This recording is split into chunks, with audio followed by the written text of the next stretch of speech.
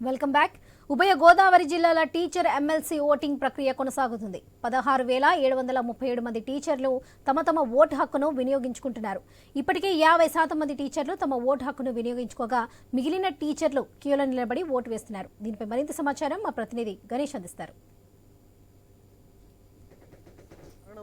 ఉప ఎన్నిక ఉభయ గోదావరి జిల్లాలో అనివార్యం కావడం జరిగింది. దీంతో ఇవాళ ఉభయ గోదావరి జిల్లాల టీచర్ ఎమ్మెల్సీ ఉప ఎన్నిక జరుగుతోంది. టీచర్లంతా కూడా తమ ఓటు హక్కును వినియోగించుకుంటూ ఉన్నారు.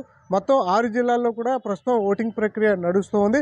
ఇదే క్రమంలో అధికారులు ఎలాంటి ఇబ్బంది లేకుండా ఏర్పాట్లు చేయడంతో ఉదయం 8 గంటల నుంచి ప్రారంభమైనటువంటి ఓటింగ్ ప్రక్రియ సాయంత్రం 4 గంటల వరకు కూడా ప్రశాంతంగా జరగబోతోంది. 116 పోలింగ్ కేంద్రాలను మొత్తం 6 జిల్లాల్లో ఏర్పాటు చేశారు. తూర్పుగోదావరి జిల్లాలో ప్రస్తుతం మనం ఉండడం జరిగింది. ఇక్కడ 20 పోలింగ్ స్టేషన్లో ప్రస్తుతం పోలింగ్ నమోదు అవుతున్నటువంటి సందర్భం కనిపిస్తుంది. ఓటు హక్కును అంతా కూడా టీచర్లు ఉపయోగించుకుంటున్నారు. మనం విజువల్స్లో చూడొచ్చు. మొత్తం 16,737 మంది టీచర్లు తమ ఓటు హక్కును వినియోగించుకుంటున్నారు. మొత్తం 5 మంది ఇండిపెండెంట్ అభ్యర్థులు పోటీ పడుతున్నారు. వారిలో గంధం నారాయణతో పాటుగానే దీపక్ పులుగు, అదేవిధంగా నాగేశ్వరరావు కవల, నామన వెంకటలక్ష్మితో పాటు బొర్ర గోపిమూర్తి 5గురు పోటీ పడుతున్నారు. ఇందులో ప్రధానంగా యూటీఎఫ్, అదేవిధంగా ఎస్టీయూ, ఈ 2 యూనియన్లు భారీగా పోటీ పడుతున్నటువంటి సందర్భం కనిపిస్తుంది.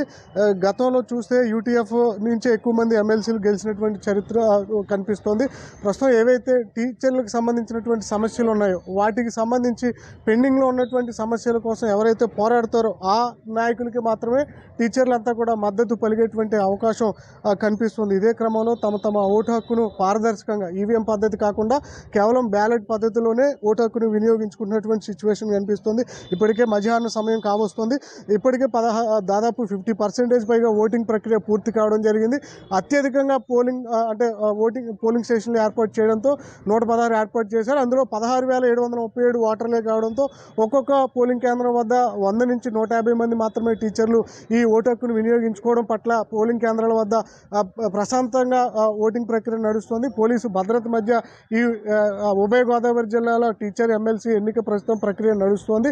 ఇవాళ 4 గంటల కల్లా ఓటింగ్ ప్రక్రియ ముగిసిన తర్వాత కాకినాడలో ఉన్నటువంటి జేఎన్టీయూ ఈ పరిసర ప్రాంతానికి ఓటింగ్ పూర్తయిన తర్వాత ఇవన్నింటినీ కూడా అక్కడికి తీసుకువెళ్తారు. 9వ తారీఖున అక్కడ లెక్కింపు చేపట్టడం, తర్వాత అదేవిధంగా గెలుపు ఓటమికి సంబంధించినటువంటి అభ్యర్థుల యొక్క జాబితాను ప్రకటించేటువంటి విధంగా అయితే అధికారులు ఇప్పటికే ఎన్నికల అధికారులు అయితే సిద్ధంగా ఉన్నటువంటి సందర్భం కనిపిస్తుంది.